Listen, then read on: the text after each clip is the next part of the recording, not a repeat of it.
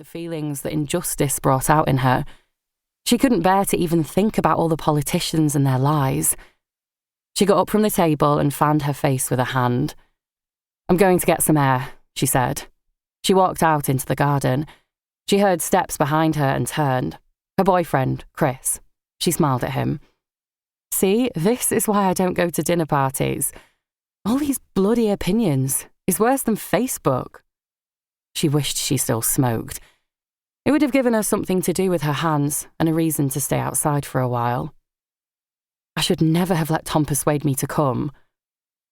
"Well, you certainly put that Ellen one in her place about the nurses, love," he said.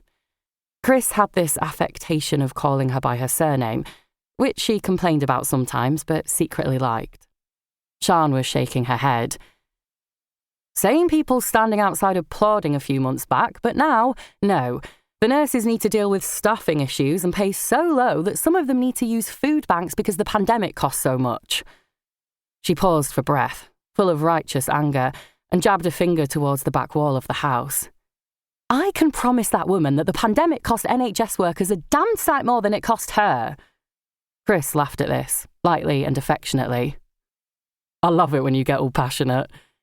"Don't be condescending," she said. But she couldn't help but catch his mood and smiled through her annoyance. "Where does my brother dig these people up from?"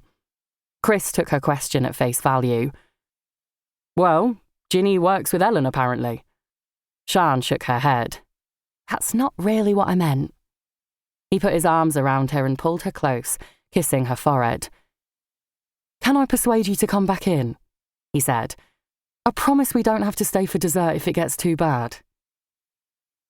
Sian breathed in and held Kris tight.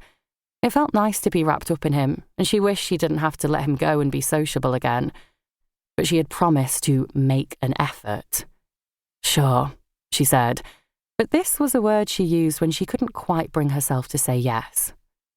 Everyone was laughing as they went back inside, and Sian noticed the strong smell of alcohol in a way she hadn't when she had been within it.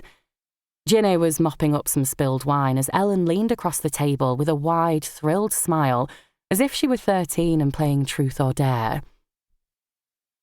"They did it, though. I mean, it's obvious." Her voice was lowered and quavering with excitement. "Who did what?" Kris asked, taking a seat and picking up his refilled glass. "The McCanns." "Really?" Sian said, rolling her eyes. She sat down at the table, disturbed by the turn the conversation had taken in her absence. She never should have left it unattended. Kris sat down too, shaking his head. "Motive? Opportunity? There are like a dozen witnesses who saw them at dinner. What are you saying? They nipped away, quickly killed their child, got rid of the body, then ran back to their friends at the tapas bar and faked an abduction?" He picked up his wine glass and tipped it in their direction. "That makes no sense."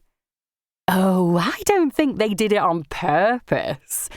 Ellen's cheeks were slightly pink, probably from the wine combined with the ambient temperature of the dining room. "They drugged the babies. All the reports say that the little twins were really sleepy. They drugged them and got it wrong, then hid what had happened." "It was the middle of the night. Of course the children were tired. They should have been asleep," Sian said, trying to keep her voice even.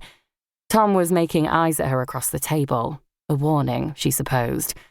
She'd never been particularly good at reading or responding to these things, but had learned over the years when her brother wanted her to shut up.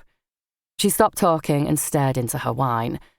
Ellen's wife, Morgan, got up and started clearing plates away. "That documentary did make me wonder," Morgan said. The sound of pots hitting against one another made Sian grit her teeth. "It showed both sides, but I don't know. I think the McCanns are well connected at the BBC, and the police case in Portugal seemed pretty compelling."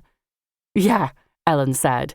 "They weren't made official suspects over there for no reason." "Yeah, that's true. They were made suspects there. And the reason was that the guy in charge was nuts." Kris's voice was getting higher, and Sian knew this meant he was getting wound up too. "Listen,